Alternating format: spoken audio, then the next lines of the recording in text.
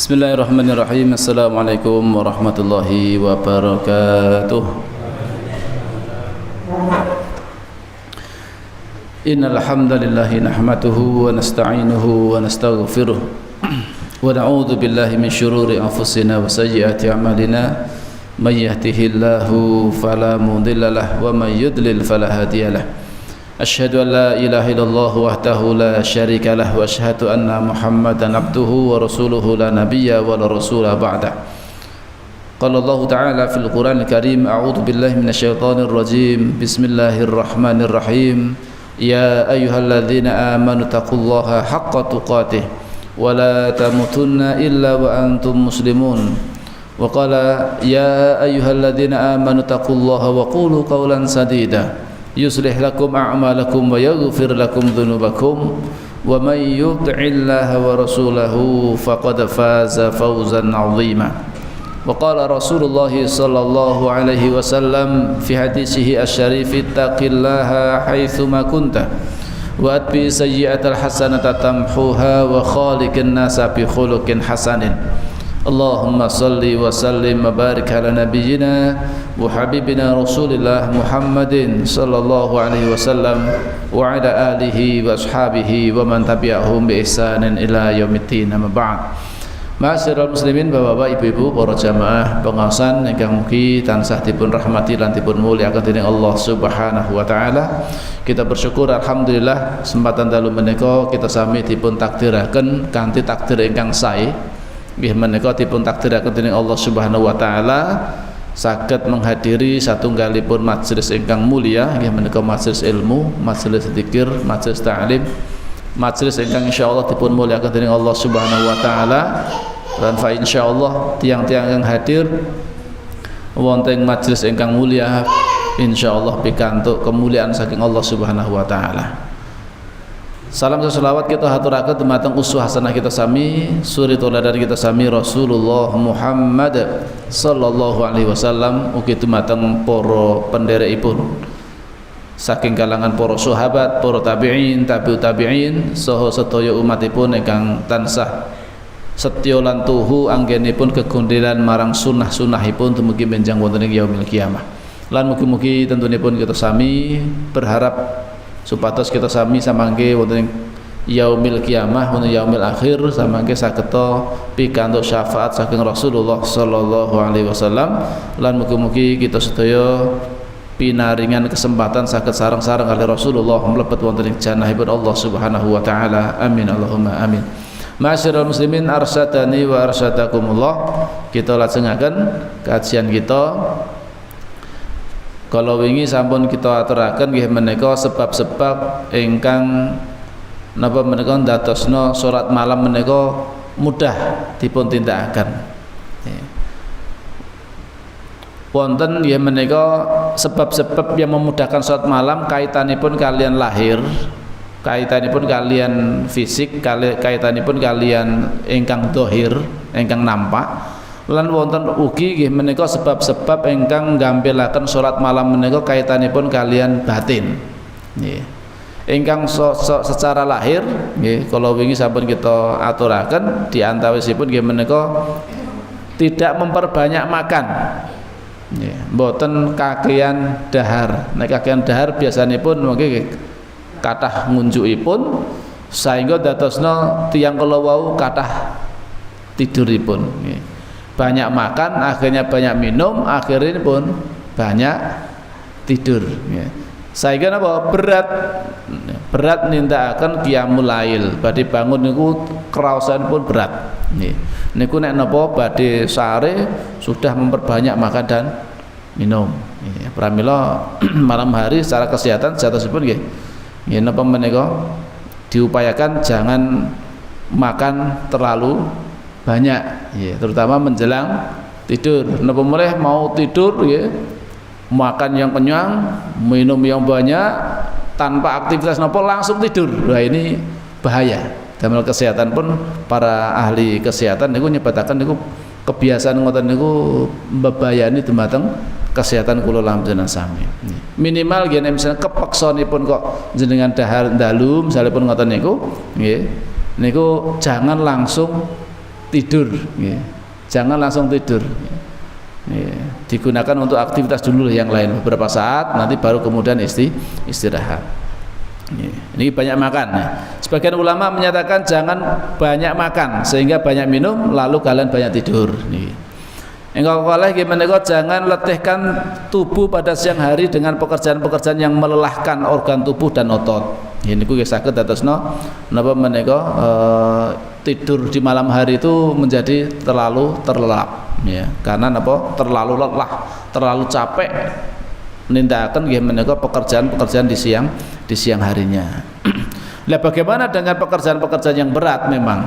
Ya, memang pekerjaannya berat dari pagi sampai sore, sampai menjelang maghrib ya. Terus iti teng sabin terus misalipun panasan yus, lelah, capek, macul segala macamnya misalipun ngoten niku. Ya. Pramila nek ngoten niku kondisinipun nggih gandeng misalipun siang kok misal mboten wonten kesempatan istirahat ya. Jane nek enten kesempatan istirahat raketang setengah jam niku dipun tindakan nggih di sela-sela istirahat rolasan lah ngoten niku istirahat sik nggih. Nek full dari pagi batas subuh pun mangkat teng napa menika sabin nggih mruput duginipun menjelang maghrib nembe mantuk. Wah niku terforsir nggih lelah nggih. Nggih. Napa meneh dalune pun mboten langsung segera istirahat. Bareng isak tesih jagongan lho ya nggo hiburan Mas.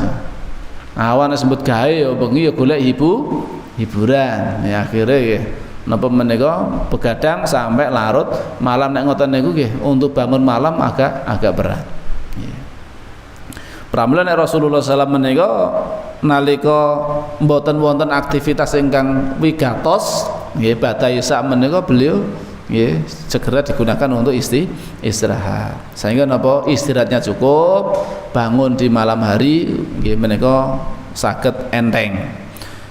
Angka 3 nggih menika jangan pernah meninggalkan tidur pada siang hari untuk memudahkan salat malam. Lah niku termasuk qailulah, kebiasaan Rasul sallallahu alaihi wasallam nggih menika qailulah, tidur di siang hari meskipun hanya sebentar, meskipun hanya beberapa saat ya, enggak sampai 1 jam misalkan, setengah jam atau beberapa menit lah ya.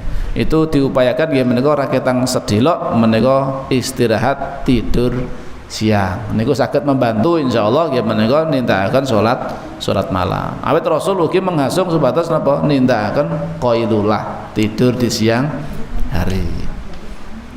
Pripun nek tugasipun misalipun dados tukang bangunan, insyaallah tukang bangunan ngoten nggih enten rolasane biasane nggih. Istirahat untuk napa menika siang menika untuk salat zuhur, untuk makan ya dahar. Lah menika nek saged nggadahi kesempatan untuk istirahat rakitan sejenak ya, berbaring sejenak tiduran gitu. Niku 15 menit itu dalam kondisi napa istirahatnya yang maksimal, istirahatnya yang betul-betul efektif niku sampun mencukupi. Ya, 15 menit, 20 menit ya. Kula riyen teng pondok ngoten nggih kula sempat-sempatke istirahat. Ya, rakitan cuma setengah jam. Kadang nggak sampai setengah jam sudah sampai jarus lagi, tapi diupayakan setiap siang hari niku raketang beberapa menit niku istirahat siang yeah. Supados ada istirahat sehingga nanti malam sudah bisa beraktivitas lagi yeah. Mengikuti kegiatan-kegiatan di pondok ini bisa riyen ngoten niku. Kemudian jangan banyak melakukan dosa pada siang hari niki nggih pengaruh nggih. Ternyata maksiat niku mempengaruhi yeah. Karena hal itu bisa mengeraskan hati. Nek atine atos, atine keras niku ndadosno malas nggih, terhalang saking nindakaken qiyamul lail. Napa meneh salat malam niku salat yang paling berat ya, bagi orang-orang ya, orang-orang munafik itu sangat berat ya. Jangankan salat malamnya, salat subuh itu juga yang wajib itu aja bagi orang-orang munafik berat, apalagi salat malam ya. Salat malam itu hanya betul-betul dilakukan oleh orang-orang yang ikhlas, orang-orang yang betul-betul mencari ridhanipun Allah Subhanahu wa taala. Awit napa malam hari dia bangun gak ada yang melihat, mboten enten ingkang mangertosi gitu. Mau riak kepada siapa lah ngoten, ajeng riak dumateng sinten, mboten enten ingkang mangertos ya. Hanya dia dengan Allah Subhanahu wa taala ya, mungkin keluarganya yang mungkin mengetahui ya. Tapi yang lainnya nggak ngertos, tonggone mboten ngertos, jenengan sholat malam mboten mangertos, jenengan mboten sholat malam nggih mboten mangertos, nek jenengan mboten cerita gitu. Ya.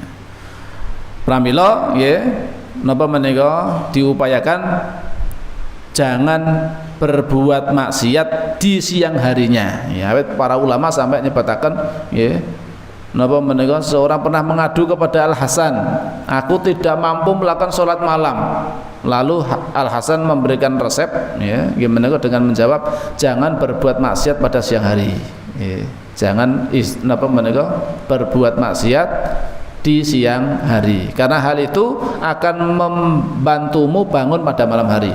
Ya, nek jenengan saged ninggalaken perkawis maksiat yen napa kemawon menika baik melalui lisan utawi melalui paninggalan ya, mata atau pendengaran atau hati atau tangan, kaki dan segala macamnya. Intinipun sedaya perbuatan maksiat niku saged menghalangi tiyang menika saking nindakaken qiyamul lail. Ya. Sufyan Ats-Tsauri rahimahullah pernah berkata, aku terhalang dari sholat malam selama 5 bulan. Masya Allah.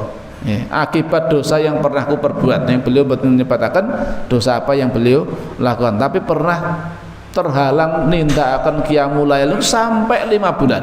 Ini Masya Allah. Ini berarti memang betul-betul ya, maksiat itu pengaruh yang sangat besar ya, bagi kemudahan kula sami menika nindakaken qiyamul lail. Nek saged ninggalaken maksiat insyaallah Allah badhe melembutkan hati kula sami. Nek sampun lembut hati ini pun insyaallah gampil nindakaken qiyamul lail. Nah, adapun sebab-sebab yang berkaitan dengan batin, nek kalau wau sing perkawis lahiriah sak menika ingkang batiniah, di antaranya ingkang sepindah nggih menika keselamatan hati dari perbuatan-perbuatan napa menika berbagai macam penyakit hati, seperti misalnya iri kepada kaum muslimin, ya. Tidak terlalu berhasrat kepada dunia. Ya. Meninggalkan apa menika penyakit-penyakit yang ada di dalam hati ya, termasuk apa menika iri kepada kaum muslimin, ada hasad, ada dengki, ada kiber, ada ujub, segala macam bentuk penyakit hati ya, itu dihilangkan ya, berarti ngresiki atine dewe-dewe dan menika insyaallah saged membantu nggih menika bangun di malam hari. Lan ugi termasuk hasrat terhadap dunia, keinginan terhadap dunia, kecintaan terhadap dunia. Ya menika ugi berusaha untuk diminimalisir. Ya. Apa kita nggak boleh mencari dunia? Boleh, gitu. Memang fitrah manusia ya mencintai perkara-perkara dunianya, mencintai keluarganya, ya istrinya, ya suaminya, anak-anaknya, harta bendanya, rumahnya, perniagaannya, ya emasnya dan segala macamnya, suka dengan seperti itu ya. Tapi kemudian itu diminimalisir, kita masih napa menika nggadhahi keyakinan bilih ingkang wonten ngarsanipun Allah menika jauh lebih istimewa, jauh lebih baik, jauh lebih bagus dibandingkan apa yang kita miliki ya, dari segala macam dunia kalau wau ya. Lan menyadari bilih donya niku wau nggih naming sarana, mboten dados tujuan hidup. Nek tujuan hidup, orientasi hidupipun nggih naming urusan donya, nggih niku dadosna atinipun berpenyakit. Akhirnya pun saged menghalalkan berbagai macam cara. Sing penting aku seneng ya. Perkara kuwi haram maupun halal orang gagas. Nah, saged terjerumus ngoten niku. Awet apa terlalu terobsesi kalian perkawis dunia. Orang yang larut dalam kepentingan dunia akan sulit melakukan sholat malam. Nih. Bila ia melakukannya dalam sholatnya tersebut, ia hanya memikirkan kepentingannya sendiri. Ya.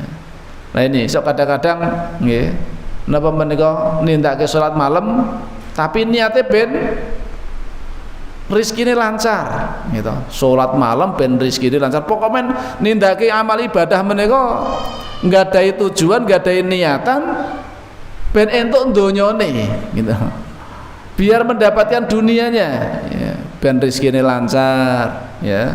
Salat duha ya. Salat malam ben rizkine lancar ya. Nah, niku niatanipun supados ben entuk napa menika dunia, yang diharapkan itu dunia. Dados ibadah sing kedahipun dipun niataken damel akhirat ning ternyata niatanipun ben entuk donya. supados pikantuk harta dunia. Nah ini yang seperti ini jadi jebakan-jebakan kadang-kadang ya, jebakan-jebakan.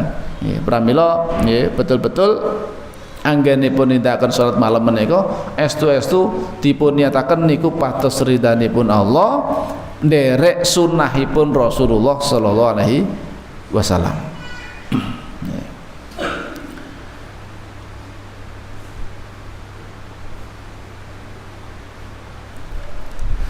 Niku ingkang sepindah dados ngresiki ati intinipun ya, atinipun dipun bersihaken, dipun resihi saking napa menika berbagai macam penyakit-penyakit di dalam hati. Ingkang kalih banyak takut kepada Allah menyebabkan hati pendek angan-angan. Nggih. Ingkang kalih nggih menika perbesar rasa takut kepada Allah Subhanahu wa taala. Tiyang niku nek semakin takut kepada Allah maka dia akan menjadi orang yang paling berani kepada selain Allah Subhanahu wa taala. Pramila nek dados pejuang niku yang diperbesar bukan keberanian dia yang diperbesarkan, tapi perbesar rasa takutnya kepada Allah. Niku dadosna tiyang kalau dados tiyang yang pemberani. Para pejuang-pejuang Palestina mereka beraninya luar biasa itu karena memang takutnya hanya kepada Allah. Mereka nggak takut dengan senjata-senjata Israel yang canggih, yang modern gitu. Sampai pager-pager men bisa diledakkan dalam waktu bersamaan ya, nyerang Hizbullah nih gitu. Ribuan orang jadi terluka ya, dan sekian puluh orang terbunuh ya, niku Masya Allah. Dari pager kok saged dipun sabotase, saged dipun isi bahan peledak sampai akhirnya pun meledak ya, di anggota Hizbullah nih. Terus kemudian napa menika HT Henry Tolki niku nggih meledak gitu. Niku serangane saking Israel pun sampai ngoten niku tarafnya gitu. Nah, bagi para pejuang-pejuang ya kaum muslimin itu maka yang diperlukan bukan memperbesar rasa beraninya, tapi yang diperlukan adalah perbesar rasa takutnya kepada Allah Subhanahu wa taala. Nek sampun semakin besar ajripun dumateng Allah, piyambakipun semakin berani kepada selain Allah. Alias dia akan berani ya, karena dia berada di jalan Allah Subhanahu wa taala. Enggak ada yang dikhawatirkan, enggak ada yang takuti lagi. Niku orang-orang yang hanya takutnya kepada Allah Subhanahu wa taala. Lan raos ajrih dumateng Allah niku ndadosna ati niku saged pendek angan-angan. Obsesinipun mboten terlalu muluk-muluk gitu. Dalam urusan dunia, panjang angan-angan dalam urusan dunia. Yeah. Seolah-olah dia akan hidup untuk selama-lamanya. Yeah. Karena seorang hamba apabila sering merenungi dasar neraka jahanam dan kedahsyatan akhirat, keinginan tidurnya ini akan sirna. Yeah. Terus nek merenungkan benjing, Masya Allah, ketika seorang disiksa di neraka, yeah, dibakar. Yeah, kados dene wonten surat napa menika Al-Humazah niku, yeah, Al-Humazah. Wailul likulli humazatil lumazah niku. Niku kan neraka hutomah niku dipun gambaraken wonten ing napa menika Al-Qur'an menika sampai apinya menika membakar sampai ketembus pada hati-hatinya. Sampai dalam hati-hati ini pun sampai kobong dalam kondisi hidup. Hanya mati lagi mungkin mboten patek krasa. Ini dalam kondisi masih hidup membakar dirinya, seluruh tubuhnya dibakar sampai tembus ke hati-hatinya. Awet napa? Nggih niku ancaman dumateng tiang-tiang ingkang humazatil lumazah, orang yang suka mencela, orang yang suka mengumpat, orang yang suka mengumpat dan orang yang suka mencela gitu. Yang mereka kemudian apa? Kenapa mereka ini kok suka mengumpat dan mencela? Ayat napa menika surat Al-Humazah menika dipun turunaken kaitanipun kalih tiang-tiang pembesar-pembesar musyrikin Quraisy. Nggih, ingkang senantiasa menebar fitnah kepada Rasulullah, memfitnah, mencaci maki, mencela gitu. Menjelek-jelekkan, merendah-rendahkan Rasulullah SAW gitu. Mengatakan Rasulullah adalah tukang sihir, tukang syair, bahkan dikatakan orang gila gitu. Dengan caci-cacian mereka ya. Penghinaan-penghinaan mereka ya. Kenapa kok mereka itu sampai seperti merendahkan orang lain? Karena mereka pemuka-pemuka Quraisy menika merasa Mereka itu orang-orang yang besar, mereka punya harta yang banyak, mereka berkuasa. Ya. Lah itu ndadosno napa sombong. Nguadai harta benda yang banyak, ya. Mereka mengumpulkan harta. Alladzi jama'a malau wa'addadah. Ya, mana mereka ini dipun gambaraken senantiasa kesibukanipun iku ngumpul-ngumpulke bondo. Nek siang hari nglumpuk-nglumpukke bondo, nek bengi kados dene bangke ingkang napa menika busuk dipun gambaraken ngoten niku. Wonten tafsir ngoten niku. Nggih. Kebiasaan mereka seperti siang harinya mereka sibuk untuk mengumpulkan harta benda mereka. Mereka hitung-hitung bondone niku dipun hitung-hitung. Rumangsane bondone niku saged ndadosna tiyang kala kekal. Yahsabu anna malahu akhlatahu. Mereka menyangka seolah-olah harta bendanya menika saged ndadosna tiyang kala saged kekal. Gitu. Pramila obsesi ini pun nggih masalah donya terus. Ya. Dinilai dari ukuran materi.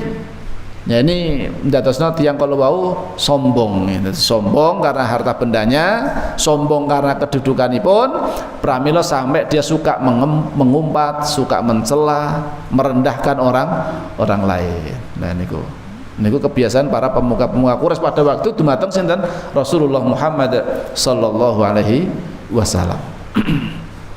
Ternyata Allah balas napa? Kalla. Sekali-kali tidak, persangkaan mereka itu enggak benar sama sekali. Kalla, langsung dibalas dengan Allah Subhanahu wa taala, la yumbadanna fil hutamah, benar-benar dia akan dilemparkan ke dalam neraka hutamah. Wa ma adraka mal hutamah, narullahil muqadah allati tattali'u 'alal afidah innaha 'alaihim muqsadah fi 'amadin mumaddadah. Niku bentuk siksaan dumateng tiang-tiang niku wau dipun lebetaken wonten neraka hutamah. Niku neraka ingkang nek sampun penghuni neraka hutamah dilebokke mriku ditutup rapat, mboten wonten jalan keluar, ndak bisa keluar. Dia dibakar dalam kondisi hidup sampai tembus pada hatinya. Mereka diikat dengan belenggu-belenggu yang sangat berat, tidak mungkin dia akan bisa lepas dari ikatan itu. Dan itu selama mereka disiksa dengan cara seperti itu. Masya Allah, ini betapa pedihnya siksaan seperti itu. Pramila ndadosna tiyang ingkang senantiasa merenungkan bagaimana dahsyatnya siksa neraka niku ndadosna tiyang kala wau ngantuke ilang.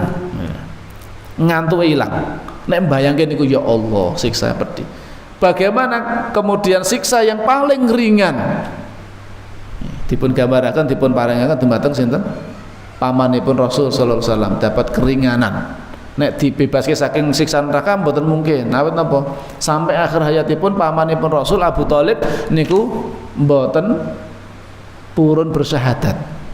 Padahal pembelaan dumateng Rasul luar biasa. Membela Rasulullah, melindungi Rasulullah sallallahu alaihi wasallam gitu. Merawat Rasul dari sejak kecil. Ini sudah luar biasa pengorbananipun Abu Thalib, tapi sampai akhir hayat beliau tetap tidak mau mengucapkan dua kalimat syahadat, tetap mboten turun. Padahal Rasul sampun napa menika, ya wahai pamanku, ucapkanlah la ilaha illallah, satu kalimat yang bisa menjadikan hujjah di hadapan Allah nanti.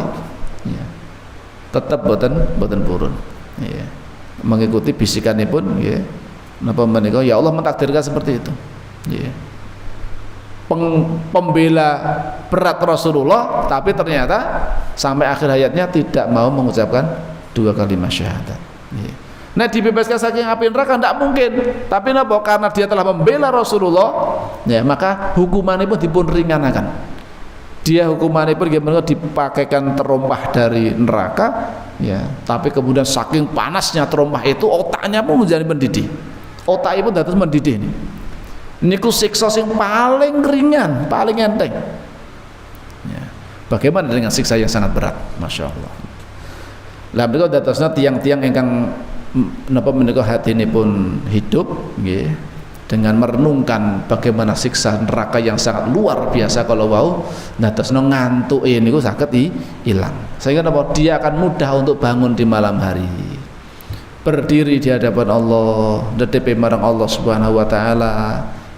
Berdoa marang Allah Subhanahu wa taala di malam-malam seperti itu. Abdullah ibn Rawahah mengatakan, salah seorang sahabat Nabi sallallahu alaihi wasallam yang beliau gugur waktu perang Mu'tah, salah satu komandan di antara 3 komandan yang ditunjuk oleh Rasulullah SAW memimpin pasukan wonten ing perang Mu'tah. 3.000 pasukan kaum muslimin menghadapi musuh yang berjumlah 200.000 pasukan.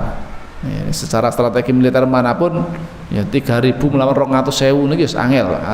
Apalagi perangnya kolosal ya. Zaman dulu kan perangnya kolosal, bukan model perang seperti sekarang, perang jarak jauh. Perangnya kolosal adu Arab gitu. Itu 3.000 melawan 200.000, membayangkan itu terus piye perang itu. 3 komandan Rasul yang dipilih oleh Rasul berturut-turut gugur semuanya.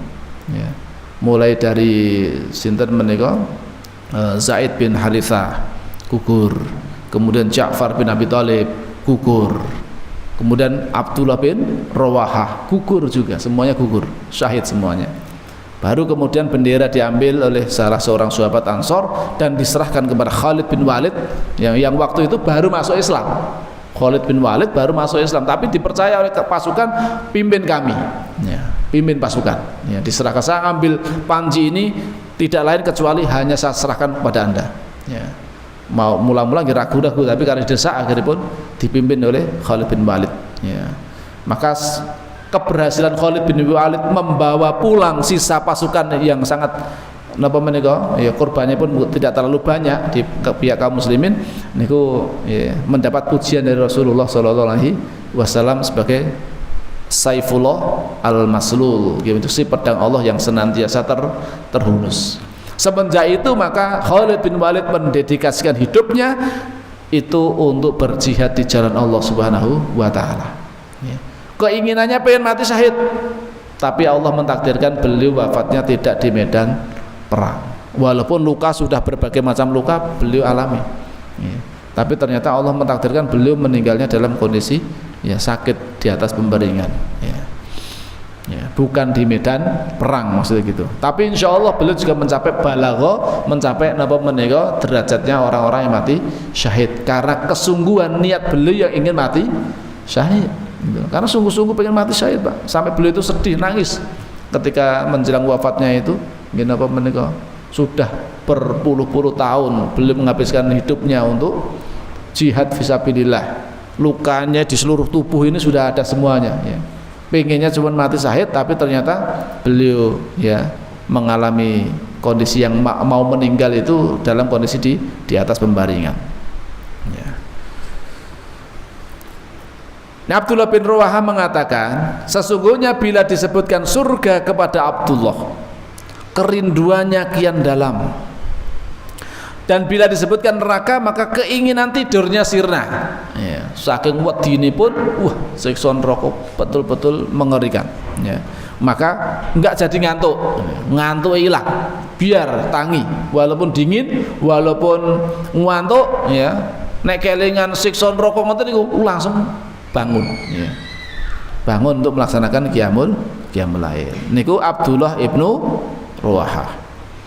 Lajeng Ibnul Mubarak rahimahullah, beliau berkata, salah seorang tabi'in, ketika malam menjadi gelap mereka menahannya, lalu malam pun beranjak sedang mereka sholat. Mereka pun melaksanakan sholat. Rasa takut menerbangkan tidur mereka, rasa takut menerbangkan tidur mereka, alias takutnya dumateng Allah, ajri pun dumateng Allah, ajri pun dumateng siksanipun Allah wonten neraka niku dadosna ngantuke niku ilang. Lantas mereka pun bangun. Sementara orang-orang yang merasa aman di dunia masih terlelap. Orang-orang nek wis merasa aman, wis damai, seolah-olah wis pasti ngene wis mlebu surga nek dadakan napa menika dadakan kangelan salat malam. Kalau merasa aman seperti itu, tidak takut dengan siksa neraka, niku pancen dadosna napa?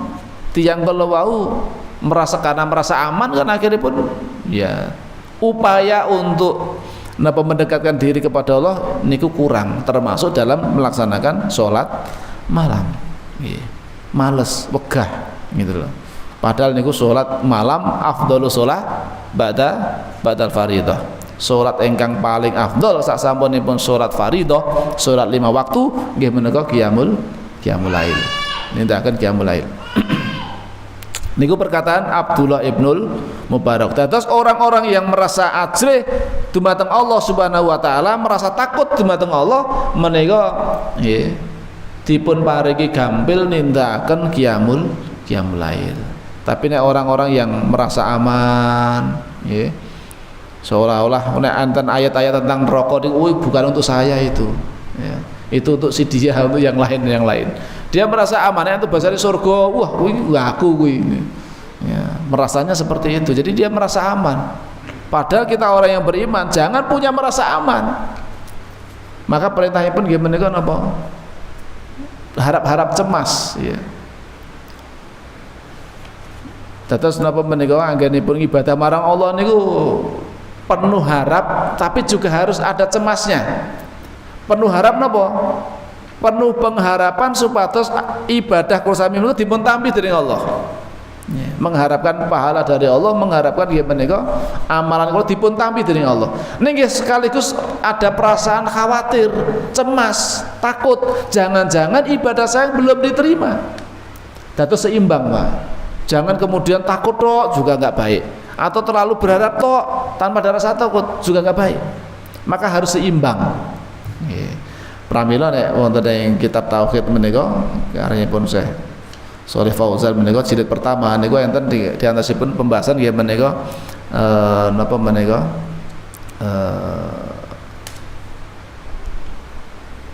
aspek-aspek ibadah niku lho napa niku pembahasan niku. Itu ada 3 itu, ya. Ada 3. Yang pertama adalah al-hub, rasa cinta, ya. Yang kedua itu adalah al-khauf, rasa takut, dan yang ketiga adalah roja, ya, pengharapan, ya. Jadi nalika ibadah niku harus dipandu dengan 3 niki, Pak. Ya. 3 hal ini harus ada dalam setiap ibadah kita. Ya. Dipun gambaraken dening ulama bilih nggih tiyang beribadah niku 3-3 ini pun harus ada. Kados dene burung. Gitu. Burung itu mempunyai 2 sayap dan dikendalikan oleh kepalanya. Yang mengendalikan burung mau terbang kemana kan tentunya kepalanya yang ada otaknya di dalamnya, yang nyetir dari sopirnya, ya. Itu akan memerintahkan sayap nanti untuk terbang kemana atas perintah dari kepalanya, tentunya begitu. Lah dipun ibarataken al-hubbu, rasa cinta menika kados dene kepala burung yang dia akan mengarahkan dia terbang kemana. Cinta kita kepada Allah juga akan mengarahkan kita akan menuju kepada siapa, ya. Lah sayapnya itu harus seimbang, ada rasa khauf, rasa takut, ada rasa roja, pengharapan, ya. Itu harus seimbang. Kalau salah satunya nanti patah, nek burung niku ketembak salah satu sayapnya, ya berarti dia akan berat sebelah, ya, terbangnya akan dering-dering, Pak, itu nggak sempurna, ya. Apalagi dua-duanya hilang, gitu. Nggak ada pengharapan, nggak ada rasa takutnya, gitu. Alias dia mengerjakan ibadah sekedar rutinitas, koncone sholat melu sholat, koncone poso melu poso, nggak ada harapan, nggak ada rasa takut juga nggak ada, cuma rutinitas biasa aja lah, koncone ngono melu, ya. Ya. Tidak napa mereka diiringi dengan rasa pengharapan dan juga rasa takut. Yang lebih parah lagi ketika cintanya ini nggak ada, gitu. Ya. Pemandunya nggak ada, terus mau diarahkan kemana dia ibadahnya? Ya. Mau diarahkan kemana dia? Mau diarahkan kepada selain Allah? Na'udzubillahi min dzalik. Nah, maka jadi salah nantinya. Nah, itu mesti harus ada pilar-pilar ubudiyah. Ya, 3 pilar ubudiyah itu mesti harus ada di dalam setiap ibadah kula lan panjenengan sami. Salat nggih ngoten, saum nggih ngoten. Hadirkan 3 hal iki. Rasa cinta kita tujukan hanya kepada Allah, patos ridhanipun Allah. Yang kedua, kita mengharap pahala saking Allah. Kemudian kita takut, khawatir, jangan-jangan ibadah kita belum diterima. Maka kita nanti akan ya banyak mengharap akhirnya pun, ya Allah, banyak berdoa, ya Allah jenengan tampi ibadah kula, ya Allah ampuni dosa-dosa kula, ya Allah, dan seterusnya. Karena rasa takutnya kepada Allah Subhanahu wa taala. Niki perkataan saking Abdullah ibnul Mubarak. Sebagian ulama berkata, Al-Quran dengan janji dan ancamannya melarang membenamkan pandangan dan begadang di malam hari. Mereka paham akan firman Allah yang Maha Agung, kepala mereka merunduk dan patuh. Mereka patuh, maksudnya apa? Patuh kepada Allah Subhanahu wa taala. Di malam harinya mereka banyak mengagungkan Allah Subhanahu wa taala. Terus mereka begadang di malam hari ini dalam rangka napa menika? Dalam rangka untuk ibadah nami dumateng Allah Subhanahu wa taala, bukan begadang yang dilarang. Kalau begadang hanya sekedar napa menika nongkrong-nongkrong dalam ngobrol-ngobrol ngalor itu ingkang boten wonten sluntrungipun, nah menika lebih baik ditinggalkan. Lajeng ingkang ketiga, sebab-sebab saking batiniyah yang mempermudah untuk melaksanakan qiyamul lail nggih menika mengetahui keutamaan salat malam. Nah niki juga pentingipun kita sami menika senantiasa terus belajar, terus mempelajari napa menika ilmunipun Allah Subhanahu wa taala supados semakin memahami dan mengerti tentang keutamaan qiyamul lail misalnya. Mengetahui keutamaan sholat malam sebagaimana disebutkan dalam ayat-ayat Al-Quran dan juga hadis-hadis Rasul Sallallahu Alaihi Wasallam. Ingkang hadis sampun kita aturaken. Hal ini agar harapan dan kerinduan akan balasannya kian dalam serta kian antusias memohon tambahan dan cinta memperoleh derajat di janahnya Allah Subhanahu wa taala. Lah menika napa menika pentingipun kesamiyana mengetahui keutamaan keutamaan saking nindakaken salat malam. Tiang nek mboten mangertos keutamaanipun niku kadang-kadang kan nindakake nggih. Manfaate opo? Aku salat bengi, tak rewangi adem-adem, tak rewangi ngantuk-ngantuk, tangi manfaate opo? Ya. Nek mboten mangertosi manfaate ya akhiripun wegah. Kurang semangat. Pramila nggih penting kita sami menika membaca ayat-ayat utawi hadis-hadis kaitanipun kalian apa keutamaan nindakaken salat malam. Ternyata banyak sekali keutamaan akhirnya pun nindakaken qiyamul lail kata sendirian sampun kita aturaken. Beberapa asar mengenai salat malam. Al-Munkadir beliau berkata, kenikmatan dunia itu hanya tersisa 3 menurut beliau. Nikmatin dunia Pak niku naming karek telu tok. Menurut beliau, mungkin beliau Al-Munkadir. Napa menika setunggal salat malam. Terus niki sampun saged menikmati. Salat malam itu rasanya nikmat. Mboten beban. Ini orang yang betul-betul sudah butuh, Pak. Nek sampun saged ngraosaken nikmatnya salat malam, niku salat malam bangun malam hari, qiyamul lail niku dados satu kebutuhan. Mboten beban, mboten abot. Kados dene salat berjamaah. Niku sampun saged merasakan nikmatnya salat berjamaah, merasa butuh. Ini saya butuh salat berjamaah. Niku salat jamaah rutin 5 waktu. Niku satu kebutuhan. Bahkan nek kelangan salat jamaah pun niku gelo. Kados dene tiyang ingkang terlewatkan mboten nindakaken qiyamul lail. Niku gelo. Ya Allah. Tadi malam tidak bisa bangun, gelo Pak, pagi hari menyesal. Itu lebih baik daripada tiang engkang nindakaken qiyamul lail tapi pagi harinya dia berbangga. Wah aku nek bengi sholat malam awet jam 1 itu kok jam 10 subuh. Diceritakan dengan bangganya gitu. Malah nanti khawatir ada rasa ujub merasa berbangga diri dengan amal ibadahipun. Lebih baik kehilangan sholat malam tapi dia menyesal, itu lebih baik. Lebih baik lagi sholat malam dengan ikhlas. Rutin dia melaksanakan sholat malam. Kemudian apa malih sasaben salat malam berjumpa dengan teman. Nah, tentunipun teman ini menika ingkang dipun maksud nggih menika teman-teman soleh. Nek para orang-orang yang soleh ya mereka akan mencari temannya mestinya orang-orang soleh. Maka berjumpa dengan ikhwah, berjumpa dengan teman ini menjadi kenikmatan. Bagian dari apa? Saged silaturahmi, ketemu dengan saudara-saudara muslim yang lain, niku satu kenikmatan. Ingkang angka 3 menurut beliau nggih menika kenikmatan dunia itu yang ketiga adalah sholat berjamaah. Dados salat jamaah niku menurut beliau itu satu kenikmatan. Nikmat di dunia ini menurut beliau tinggal tiga. Ini betul-betul orang yang napa menika fokusipun sampun naming dumateng akhirat. Sehingga nikmat-nikmat yang lain itu tidak dianggap. Maksudnya bukan karena tidak mensyukuri ya. Maksudnya pun niku sing dados napa menika fokusipun nggih menika tiga perkawis niki wae. Salat malam nggih, kemudian berjumpa dengan saudara muslim, dan yang ketiga nggih menika nindakaken salat jamaah. Itu kebahagiaannya ada di situ, Pak. Nggih.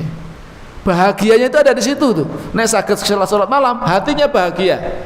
Nek kepanggih kali sedherek muslim, kados ngeten niki teng kajian ngeten niki kepanggih ngeten niki, seneng. Nggih. Saged nindakaken salat jamaah, seneng atine. Itulah kebahagiaan orang mukmin itu ada di situ. Ya. Dan itulah yang dirasakan oleh Imam Al-Munkadir seperti itu. Kemudian Abu Sulaiman beliau menuturkan orang-orang yang menghidupkan malam lebih senang daripada orang-orang yang melakukan perbuatan sia-sia. Alias ya malam hari digunakan damel begadang, ngobrol ngalor gitu mboten cetha, ya. Tidak dibutuhkan. Seandainya tidak ada malam, niscaya aku tidak ingin menetap di dunia. Sampai seperti itu, Pak. Nek misalnya iki donya iki rene bengi ya aku mending ra urip lah. Mending aku sudah tidak hidup aja. Enggak pengen saya hidup di dunia kalau enggak ada malam. Saking saged merasakan nikmatipun nindakaken salat malam. Nih. Sehingga sing dinanti-nantikan malam hari. Ketika malam hari ya bersegera dia nanti banyak ibadah kepada Allah Subhanahu wa taala. Ini masyaallah. Ini karena saged apa? Saged menghayati, saged merasakan, ngerasakan betapa nikmatnya nalika bermunajat dalam kesepian, dalam kesendiriannya menghadap dumateng Allah Subhanahu wa taala. Sampai belum menyebutkan seandainya tidak ada malam, niscaya saya tidak ingin hidup di dunia ini. Ya. Tidak ingin menetap di dunia ini kalau enggak ada malam. Selain hiburannya ngopo nih gitu. Ibaratnya ngoten, hiburannya ya salat malam itu. Itulah hiburan orang-orang apa menurut tamasyanya orang-orang soleh itu sholat di malam hari. Ternyata terakhir perkataan pun sahabat Abdullah bin Mas'ud radhiyallahu anhu, bila matanya tidak ngantuk ia segera ini betul perkataan ya, tapi diceritakan Ibnu Mas'ud radhiyallahu anhu, bila matanya tidak ngantuk ia segera menunaikan sholat malam, lantas terdengar darinya suara dengung seperti lebah hingga pagi hari karena lantunan bacaan Al-Qur'annya, ya, tilawahnya, doa-doanya, munajatnya, ini masya Allah. Ya. Itu sudah larut dalam kenikmatan. Nek enggak ngantuk pokoknya menindakkan qiyamul lail ya, sampai ya menika pagi hari. Ini masya Allah. Ini Abdullah ibnu Mas'ud. Ya, niku tiang-tiang yang saged napa menika ngraosaken betapa nikmatnya nindakaken qiyamul lail. Sing dereng saged ngraosaken nikmatnya nggih kadang-kadang mosok sih wong salat kok saged iso menikmati menghayati ngono piye carane ya ngoten. Piye carane wong salat kok iso nikmati kok ngono. Ya, sampai kemudian ya kenikmatan itu tersisa hanya 3. Ya, termasuk nggih menika qiyamul lail. Sampai enten ingkang nyebataken napa menika seandainya enggak ada malam saya enggak ingin lagi menetap di dunia. Saking saged ngraosaken betapa nikmatnya nindakaken salat di malam hari, qiyamul lail. Apabila mengatakan Bapak Ibu ingkang dirahmati Allah taala, mugi-mugi nika dadosna saged menggugah kula sami supados berusaha dan berupaya nggih menika saged nindakaken salah setunggalipun sunnah Nabi lan ugi sunnahipun tiang-tiang ingkang saleh nggih menika nindakaken qiyamul lail. Para sahabat niku sampai nyebataken ya di kalangan kami itu kalau napa menika tidak melaksanakan qiyamul lail itu dianggap seperti orang munafik. Sampai seperti itu masya Allah. Niku saking napa menika memang para sahabat niku rata-rata nindakaken qiyamul lail rata-rata. Pramila nggih pantes nalika para sahabat menika dados generasi yang terbaik ya niku pancen nggih ngoten niku malam hari mereka gunakan untuk ibadah dumateng Allah, siang harinya mereka gunakan untuk berjihad di jalan Allah Subhanahu wa taala. Ya.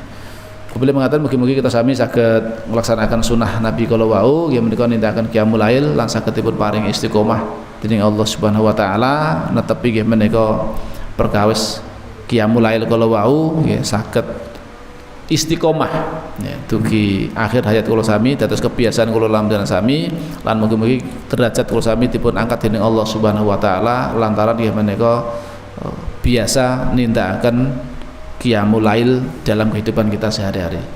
Apabila mengatakan kirang lupa nyuwun pangapunten wonten lepatipun ing ngatur niku saking kula pribadi leres saking Allah Subhanahu wa taala kita akhiri majelis kita kajian kita ing dalem menika kanthi doa kafaratul majelis.